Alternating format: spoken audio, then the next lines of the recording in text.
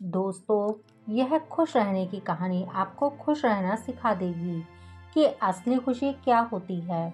हम हमेशा यही बोलते रहते हैं कि मैं अपनी ज़िंदगी से खुश नहीं हूँ, लेकिन इन्हीं सब चीज़ों के बीच हम यह भूल जाते हैं कि खुशी का असली मतलब क्या है, उसका हमारी ज़िंदगी में असली मकसद क्या है।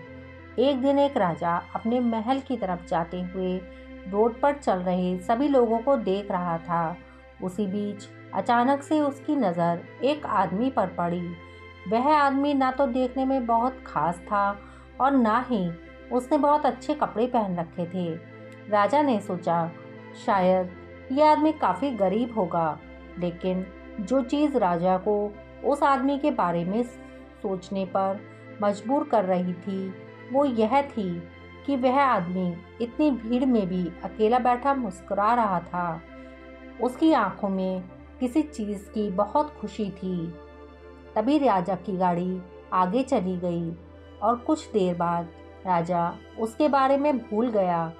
अब अगले दिन किसी और काम से राजा को फिर उसी रास्ते से जाना था।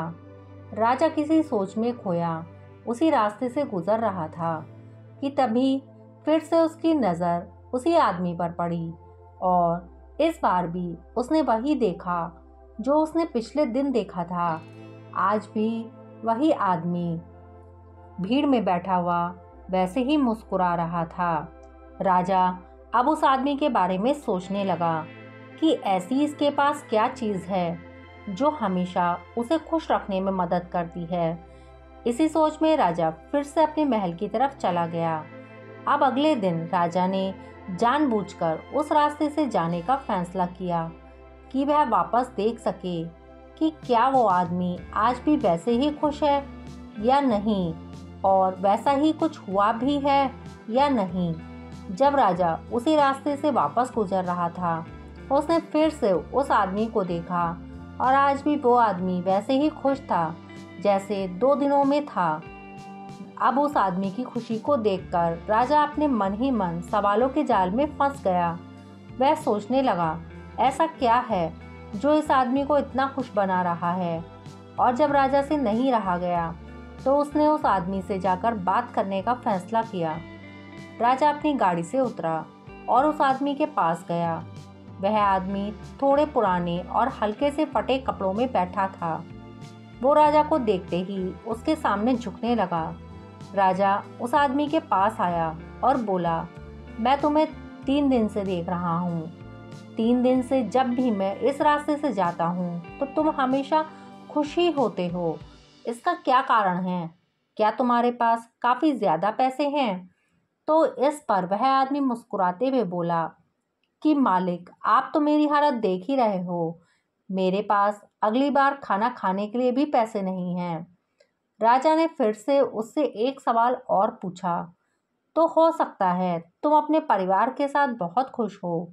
जिस पर उस आदमी का जवाब आया, मेरा कोई परिवार नहीं है, मैं अकेला ही हूँ। लेकिन राजा इससे भी संतुष्ट नहीं हुआ। उसने वापस उस आदमी से पूछा, तो हो सकता है तुम्हारी सेहत काफ़ी अच्छी हो।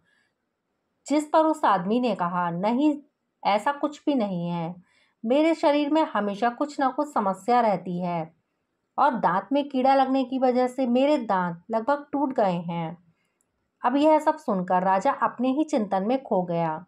वह सोचने लगा, जब इसके पास कुछ नहीं है तब भी वह इतना खुश है। ऐसी क्या चीज़ है जो हमेशा इसे खुश रख रही है।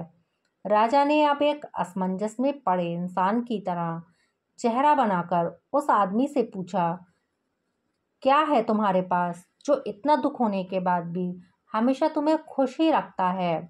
आदमी कहता है कि मालिक, भगवान को सब पता है कि एक इंसान को कितना दर्द झेलने की क्षमता है, कितना दबाव वह अपनी ज़िंदगी में सह सकता है।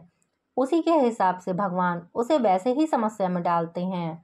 अब भगवान इसलिए ऐसा करते हैं क्योंकि जब कोई भी आदमी उस समस्या से लड़कर उसे झेल कर उस परिस्थिति से निकलता है, तभी उसका अपनी ज़िंदगी में विकास होता है। तभी वो ज़िंदगी के रास्तों को समझ पाता है और सही तरह से अपनी ज़िंदगी को जीना सीखता है। उस वक्त पर अध्यात्म को अपने मन में रखकर जो आदमी अपनी बुरी से बुरी परिस्थिति से लड़ता रहता है, उसे हार नहीं मानता, वही उसे आगे के समय में और मजबूत बनाती है। यह मेरी बुरी परिस्थिति नहीं है, बल्कि यह मेरी परिस्थिति को समझने का एक नज़रिया है। जैसे कोई भी माता पिता अपने बच्चों को बचपन से ही चलना सिखाते हैं, जिसमें वह कई बार गिरते हैं और उन्हें कई बार दर्द भी होता है। लेकिन अगर इसके बदले माता पिता अपने बच्चों को बचपन में ही अपनी गोदी में हमेशा यहाँ से वहाँ ले जाएंगे, तो इस बात से हमें हैरानी नहीं होगी कि आगे चलकर वह बच्चा ठीक से चल भी नहीं पाएगा, उसे सही तरह से चलने की आदत नहीं होगी। यहाँ पर हमारा नज़रिया ज़रूरी है, क्योंकि उस वक्त पर तो उस बच्चे के लिए वह मुश्किल समय था, लेकिन उसी की वजह से आगे उसका विकास हो पाया, जिसकी वजह से आज वह सही तरह से अपनी ज़िंदगी को जी सकता है। और ऐसा ही हम सबके साथ होता है।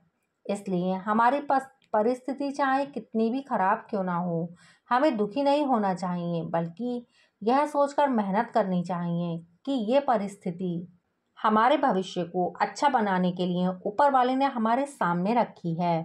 राजा ने जब उस आदमी की बात सुनी, तब उसके चेहरे पर भी उसी आदमी के जैसे खुशी झलकने लगी।